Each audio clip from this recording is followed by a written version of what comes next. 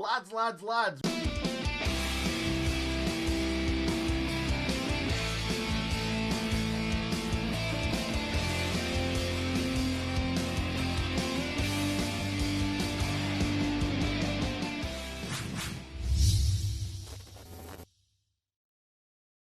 Lads, ladies and gentlemen, welcome to another opposition view from West Ham Irons United, a West Ham United fan channel. We welcome Cess. Cess, how you doing?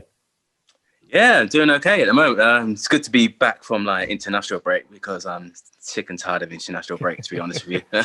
I can't. I'm sick and tired of the Gareth Southgate football, to be honest with you. So it's back to normal football, back to the Premier League, Nick, we definitely agree that I don't think any fan who loves their club enjoys the international break. No, not at all. Nobody does, do we really? Unless it's a big tournament and we're all saying football's coming home. We don't care. That's a good point, actually. And a tournament is probably the only time where, as a nation, we all come together and like each other, because for the rest of the time, it's incumbent on us as Sheffield United fans to absolutely hate West Ham, which is, of course, who we're talking about today. So, I wonder how long it'd take him to get into this. Are we going to go there already? I have been told to be on my best behaviour because okay. I'm a professional, and the way I feel about West Ham would suddenly change this video entirely. So, Cess, how do you feel this season is going so far? Shocked, to say the least. With the running games that we've had, but to be honest, you've had not the best of run-ins as well, to be honest with you. We looked at it, Newcastle was all right, if we win this, then we'll take our other games like the Wolves, Leicester, Man City, Liverpool, Arsenal. We'll just see how it goes. And then the first game of the season, we were just absolutely woeful. And then we were just here we go again. It's going to be a nightmare. Then all of a sudden, we got to the Arsenal game. We played decent football, and then Arsenal got lucky with us, to be honest. Then it got to the Leicester Wolves game. We actually played them off the park, and then from there, we just built from performances from there. Got that 3-3 draw against Tottenham. Drew against Man City. We were unlucky against Liverpool, and then got to the Fulham game, and then we were, not that great. We were subpar, to be honest with you. We should have killed them off in the first half, but then we let Fulham get back into it. But other than that, I'm actually happy with where we are at the moment, because this season, you don't know what's going to happen this season, let's be honest with you. It's a bit mental, to be honest. Yeah, whereabouts in the league at the moment, Cess? I think we're at 11th, but if you look at where the league is and the points, it's not that much between 11th and 5th. It's just literally a couple of points. So anything can happen within the next 2-3 games, to be honest with you. Yeah, it's hopefully a lot of positive things are going to happen for us, because not a lot of positive things have happened up to now. So with West Ham doing okay this season, what team do you think is going to turn up? Not necessarily the players. Do you think it's going to be kind of like a really strong West Ham performance, really gritty, or do you think we're going to see your flair players? What do you think you're going to come to Bramall Lane with? It depends on how Moyes sets up, to be honest with you. Because with the 5-4-1 that we've been playing, it's been good against the likes of Liverpool, Man City, Leicester. But with the issue of when we played against Fulham, which they literally just counted us with the 4-5-1, and literally just a majority of times they outplayed us, to be honest with you. We got away with it with the 3 points, and with Lookman with his audacious chip. I don't know what he's thinking there, doing that in the 95th minute. But Fulham, they looked really, really good. They're all getting more comfortable. They're getting more confident as the game was going on. We were wasting chances. We couldn't even, our passing was just ridiculous. It was just we couldn't cross to save our lives. There was no attack. Literally, it was just us just passing sideways. Literally, there was just nothing to offer going forward. So, it really does depend how Moyes sets up. Because the likes of Ben Rama and Lanzini coming in, that would be good. But the only issue is if you're playing 5-4-1 and you're putting attacking subs on, it's going to be useless. You've got to change the formation, to be honest, and make the subs. But it's where will Moyes do that? That's the question. And you're looking at a Sheffield United side who are struggling at the moment. I've got 1 point. But the thing is, you beat us like last season. Going at that with you, like I don't know if you're going to play like the 3-5-2. If you do that, I think we will struggle absolutely massively if we're going to play 5-4-1 against your 3-5-2. And it's going to be a very, very frustrating game. And I have a feeling it's going to be the exact same as the Fulham game. Yeah, you guys haven't actually beaten us since my birthday. No, 2006. 25th of November 2006. I was there. We scored 4 perfectly good goals. All of them were disallowed. I still to this day have no idea why any of them were disallowed. It was very, very unfair. That's where my affection towards West Ham began, and it was only going to get worse from there on. So if we were looking at, like, if you were to give some pointers, some behind the scenes info to how to beat West Ham, Cess, where is West Ham United's weakness? Well, if you watch the Fulham game, like all we have to do is really just be patient and just literally just soak up the pressure.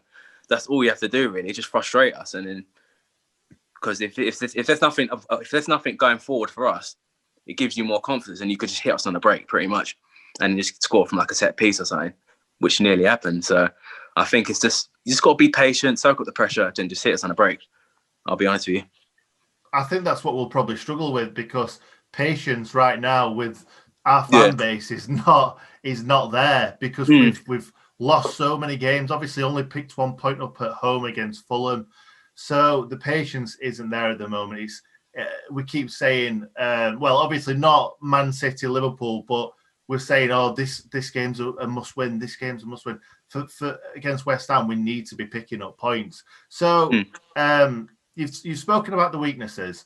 3 key players from your team. Who would you go with? I know you've obviously brought in Ben Rama, which I am a massive fan of him. What are your 3 key players that you're looking at to kind of, it doesn't even have to be 3 attackers. It can be a defender, midfielder, attacker. What are you saying? 2 of the players are from midfield. It's Souček and Rice. So because they're the way they are, like Souček, he covers so much ground for a guy his size. He covers so much distance, and he's an absolute bully on the pitch. But like he's not like the most technically like gifted, but like he gives so much graft, and that's where Rice comes into it with like with his passing and vision, and his like ability on the ball. So they both like counteract each other. And obviously you got Ben Rama as well, who it depends if Moyes will start him or not. I think he should start, because we need like creativity going forward. And with him, like with his creativity and his flair, I think like he will cause absolute problems for Sheffield United. I'll be honest with you. Yeah, if there's one player that I could have from West Ham, it'd be Souček. Every time I've seen him, even when he scored that own goal, he still played well in that game. He just looks like a proper baller. Absolutely, yeah. Him and even our right back who he signed, his mate Kufal, them 2, they've been a revelation for us, to be honest with you. And then you've got other players who that last season, I'll get onto that, where it was the worst. It was the worst with Pellegrini. I'll be honest with you. It was a time where we drew 1-1 with you, and it's that period where we lost Fabianski's injury, and then it just went downhill from there completely. It just literally so many points from winning positions. We had a keeper, and Roberto was probably one of the worst keepers you'd ever imagine. He's terrible. He was so bad, so bad. It was a period where we just literally everything just went completely tits up, and it was just the worst of the worst. I literally saw like stats. Like literally, I was like, if we get this, like from winning position from the period, we'd had 1-0 Palace, we'd end up losing 2-1. Was 1-0 up against Sheffield United, we end up drawing. We lost. Was 3-0 down to Newcastle. Lost 3-0 to Burnley. Was 3-0 down to Spurs. Was 1-0 up against Arsenal, lost. 1-0 up against Palace again, and lost 2-1. And that's majority of that is from winning positions. I could happily clip what you've just said and just play that on a loop. I think I could fall asleep to that. That was beautiful. That made me happy hearing all of that West Ham calamity. So let's get back into the game. So I know you're saying you're not sure what team Moyes is going to put out, but do you want to hazard a guess at the starting 11 or what sort of formation you're going to be playing? Personally, he's not going to change it. You've got Fabianski in goal, Creswell, Ogbonna and Balbrena. That's going to be the 3 centre-backs. Wing backs, you've got Kufal and Masuaku. You're going to have Declan Rice and Souček in the middle. Then this is where it depends on what formation he does, how he does it. I think he should go 3-4-3 and just go at Sheffield United. Just have Ben Rama, Bowen, and then Haller up front. But the issue is with our fan base. Haller's a bit divided at the moment from our fan base. Yeah, it's a very controversial one with him at the moment. Yeah, it's crazy. I know. He is So he's a striker, Haller. Yeah, we're talking about. So Yes. he is striker. He is the West Ham Ollie McBurney because he costs a lot of money and he hasn't quite returned with the goals and he splits the fan base. Exactly. Yeah. Exactly, and he's divided the fan base completely. Literally, it's like one side you got, Haller's not really getting the service, which I can understand. Like we've been like, we don't really play to his strengths, but at the same time, it's like he's not really working enough, etc. So I think you've got the two sides of it really, and it's going to really be a big game for him Sunday as well, because now he scored he's with Ivory Coast now. If you didn't know, because obviously he's French, but he's playing for Ivory Coast now. Him and Bolly as well from Wolves, and he scored over that against Madagascar, I believe. Even though it's against them, but it's going to like steam confidence, like if he gets a goal on the international break, just give him something, give him a little bit of confidence, and you never know, he might score against you lot. But who knows? We'll see what happens. Never know. This question we ask of all opposition fans, but I think it's most interesting when we speak to a West Ham fan, because there's real history between our two clubs. Yeah. What comes to mind when you think of Sheffield United? Carlos Tevez, I'll be honest with you. So that's the first thing, because of course Tevez was signed at the same time as Mascherano, and a lot of people say, you must hate Tevez. I don't think any Sheffield United fans hate Carlos Tevez. We hate the way it happened and the ownership at the time, and the Premier League, who didn't punish West Ham with points, which of course is what we play for. That is, I think, the way we feel about it. I know Nick's not as fussed about all of this as me, but I'm petty and I don't let things go. No, I can understand that. Yeah, well, everyone's got to be a bit petty. Absolutely, bring pettiness back for 2020. There's not enough pettiness going on. People are just moving on with their lives. It's not good enough. Right at the moment, I'm happy with the way things are going, but as far as from our owners, I want them out. I'll be honest with you. I've wanted them gone for God knows how long. I think many West Ham fans want them gone as well. We're sick and tired of the way they're running the club. It's an absolute shambles the way they're running.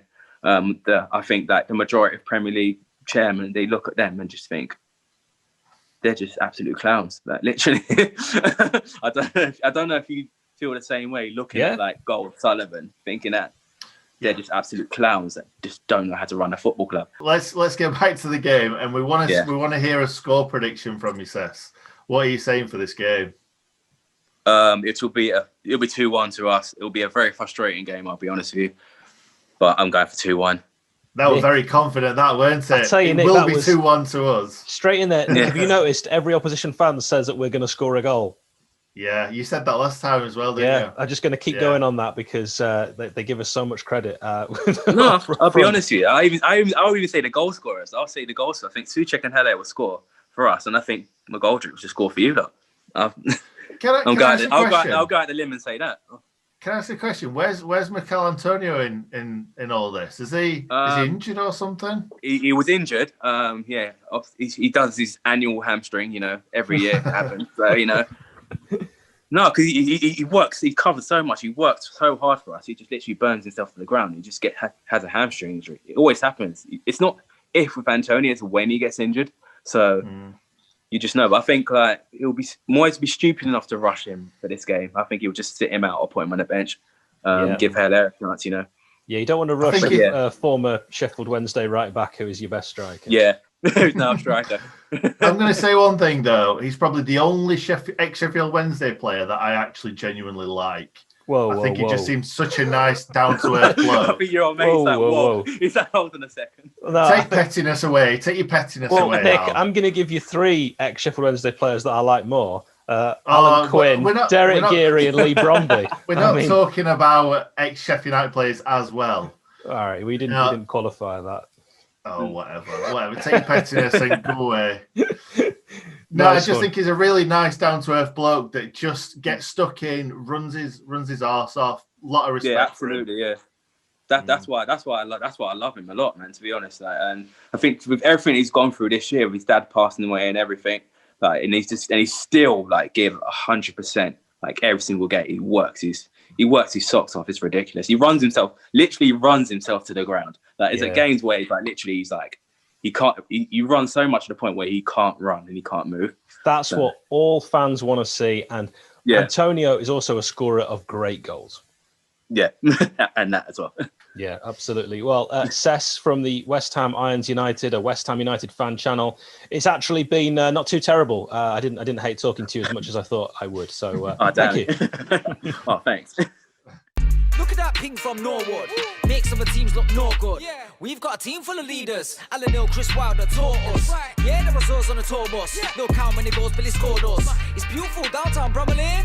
We are the boys from Shore.